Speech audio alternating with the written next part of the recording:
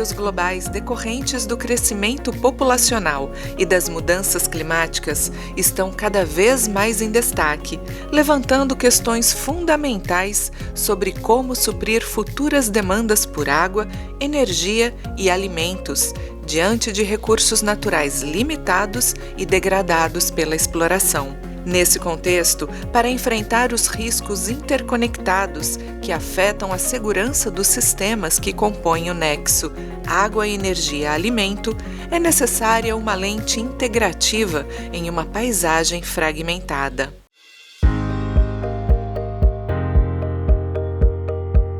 O estado do Tocantins, no Brasil, destaca-se estrategicamente devido à sua vasta extensão territorial e extraordinária diversidade ambiental. Com o bioma do Cerrado ocupando 91% de seu território, o Tocantins é o segundo estado com a maior área preservada do bioma brasileiro. A região hidrográfica Tocantins-Araguaia tem um papel importante no contexto nacional, pois se caracteriza pela expansão da fronteira agrícola, principalmente com relação ao cultivo de grãos e potencial hidroenergético. Algumas das principais hidrelétricas localizadas no Rio Tocantins incluem a Usina Hidrelétrica de Tucuruí, Usina Hidrelétrica de Estreito, Usina Hidrelétrica de Lajeado, Usina Hidrelétrica de Peixe, entre outras. Como parte da região Matopiba, o Tocantins é o principal produtor de grãos na região norte do Brasil, possuindo uma área plantada de mais de 1,5 milhão de hectares durante a temporada de cultivo. A abordagem da interdependência do nexo água, energia, alimento tem ganhado popularidade tanto no meio acadêmico como entre os formuladores de políticas públicas. Essa abordagem desloca o foco do tratamento isolado dos sistemas hídricos, alimentares e energéticos, que muitas vezes resulta em consequências negativas não pretendidas, para uma perspectiva cibersistêmica que aborda essas questões de maneira mais integrativa e sustentável. O conceito de nexo água, energia, alimentos aborda explicitamente as interações e retroalimentações entre sistemas humanos e naturais.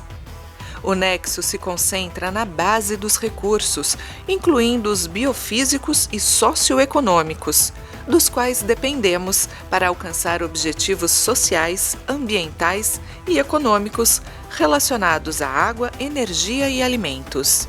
As interações ocorrem dentro do contexto do que chamamos de impulsionadores globais externos, tais como migrações, urbanização, desenvolvimento industrial, modernização agrícola, comércio internacional e regional, mercados e preços, avanços tecnológicos, diversificação de dietas e mudanças climáticas, bem como no contexto dos impulsionadores internos mais específicos do local, como estruturas e processos de governança, interesses estabelecidos, crenças e comportamentos culturais e sociais.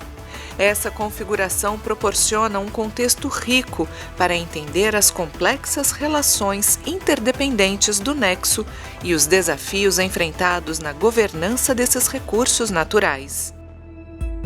No Tocantins, uma experiência inovadora vem sendo desenvolvida para abordar e gerenciar o nexo água, energia, alimento. Uma equipe de pesquisadores de diferentes organizações está interessada em estudar sob quais condições ocorrem a coordenação e colaboração entre os diferentes setores do nexo e como nos adaptarmos a um ambiente turbulento e em constante transformação. E essa propriedade está a 15 quilômetros da capital do estado do Tocantins, em um projeto de irrigação de fruticultura aqui do estado. Falando em água e energia e produção, né? Sem água e sem energia, você não tem produção. A energia no Brasil hoje é uma energia com custo alto, né? Se comparar com outros países. E a água a gente tem abundância, principalmente na nossa região, né? Por causa disso que você vai desperdiçar essa água. E também o agricultor tem essa consciência, porque ele é forçado a ter essa consciência, porque o custo de energia é caro. Então, para você bombear essa água para a sua lavoura, você gasta energia, né? A gente tem essa preocupação, primeiro, de a conservação da água, que é um bem em várias regiões escasso, então você tem que preservar essa água, né? É um bem que há muita vida e muita vida depende dessa água. E a produção, você aumenta a sua produtividade com a utilização da água, né? Tá? Isso sem dúvida, né? Tá? Então, essa coordenação desses três fatores é muito importante, né? Tá? Então, você trabalhando bem isso, você vai atingir a melhor eficiência, né, da sua produção, aumento de produtividade, visando sempre o equilíbrio do uso dessa energia e da água. Na nossa região, a gente é muito dependente de água e de energia, né, devido ao nosso clima, tá? Porque aqui praticamente chove 6 meses, fica 6 meses sem chuvas. Eu acho que se os 3 setores ou 4 setores, né, que a gente pode pôr, ambiente, agricultura, energia e governo, né, sentasse à mesa e criar metas, criar métodos, né, você entendeu? Para a gente ser mais eficiente em tudo. Todo mundo ia ganhar, o meio ambiente ia ganhar, o governo ia ganhar, a agricultura ia ganhar, a energia ia ganhar, você entendeu? Então, falta isso. A gente ter uma agricultura forte, um clima favorável, um ambiente extraordinário para que possamos produzir cada vez mais com responsabilidade. Com o objetivo de aprimorar a governança dos setores interdependentes do Nexo, os pesquisadores trabalham sob a perspectiva cibernética. O termo cibernética é proveniente do grego kybernetes e significa a arte de navegar. A cibernética é definida por seu pioneiro Norbert Wiener como a ciência do controle e da comunicação no animal e na máquina. O fato de que certos padrões são inerentes a tipos muito diferentes de sistemas, naturais e artificiais, intrigava Wiener. Modelos e métodos da cibernética organizacional nos ajudam a entender melhor as inter-relações complexas e dinâmicas entre água, energia e alimentos, para que possamos usar e gerenciar nossos recursos limitados de forma sustentável. Isso nos obriga a pensar nos impactos que uma decisão em um setor pode ter não apenas nele, mas em outros. Antecipando possíveis compensações e sinergias, podemos então projetar, avaliar e priorizar opções de respostas que sejam viáveis para os diferentes setores. Um dos teoremas centrais para a cibernética é o do bom regulador.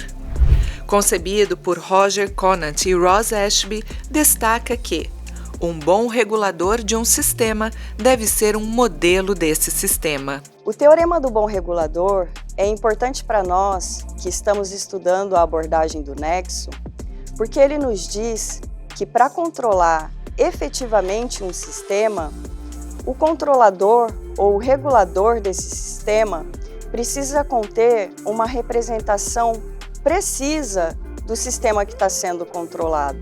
O diagrama que estamos vendo na tela ilustra um ciclo de controle baseado no teorema do bom regulador. Pode parecer um tanto quanto abstrato no começo, especialmente para quem não está muito acostumado a lidar com questões gerenciais. Mas essas ideias são muito úteis para o nosso trabalho em projetos como o do Nexo.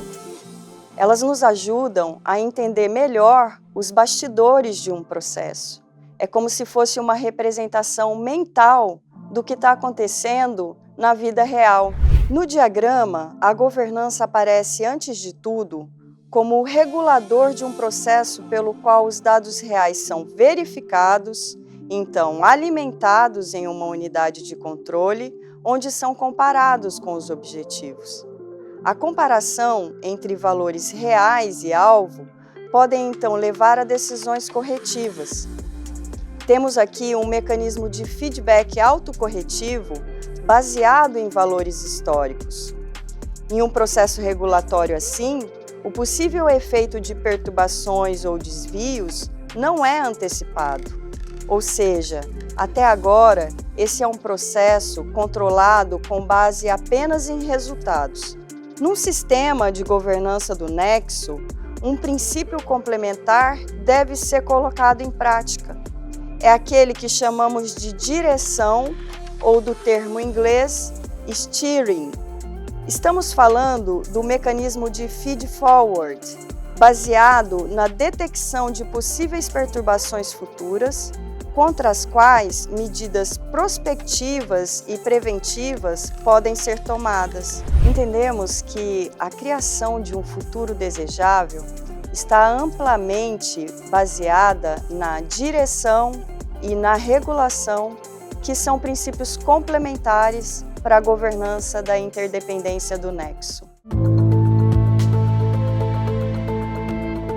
Em um mundo cada vez mais interconectado, a abordagem do Nexo Água, Energia, Alimentos oferece uma oportunidade única para promover a sustentabilidade global.